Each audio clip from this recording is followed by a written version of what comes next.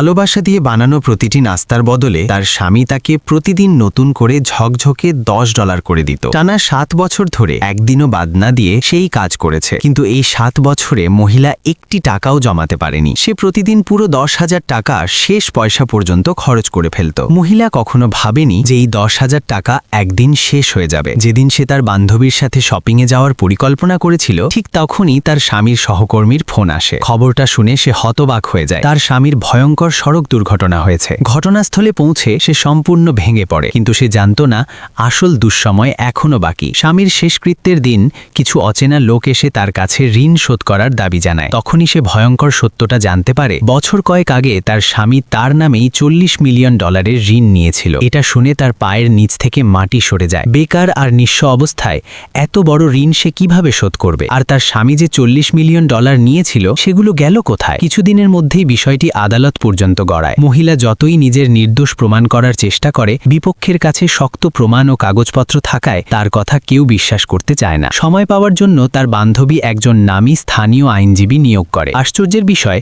সেই আইনজীবী এবং মহিলা একই স্কুলের পুরনো ছাত্র ছিল, আর স্কুল জীবন থেকে এসে গোপনে মহিলাকে পছন্দ করত। তারা একটি রেস্টুরেন্টে দেখা করে, কিন্তু আইনজীবী কোনো আইনি কৌশল বোঝানোর বদলে পুরো সময় তার মৃত স্বামীর সমালোচনা করতে থাকে। এটা শুনে মহিলা খুবই বিরক্ত হয়। সে তার সমস্যার সমাধান চেয়েছিল, স্বামীর নিন্দা নয়। রেস্টুরেন্ট থেকে বের হয়ে সে তার বান্ধবীকে ফোন করে আইনজীবীর বিরুদ্ধে অভিযোগ করে, কিন্তু বান্ধবী তাকে বোঝায় যদি সে তার কাজে দক্ষ হয় তাহলে তার ব্যক্তিগত মতামত নিয়ে চিন্তা করার দরকার নেই। বাড়ি ফিরে সে আইনজীবীর ফোন পায়। সে একটি গুরুত্বপূর্ণ কথা জানায়, এত বড় অঙ্কের ঋণ তার স্বামী কোনো হিসেব নিকেশ ছাড়া নেয়নি। এই কথা শুনে হঠাৎ মহিলার মাথায় সব পরিষ্কার হয়ে যায়। তাহলে $40 মিলিয়ন আসলে গেল কোথায়?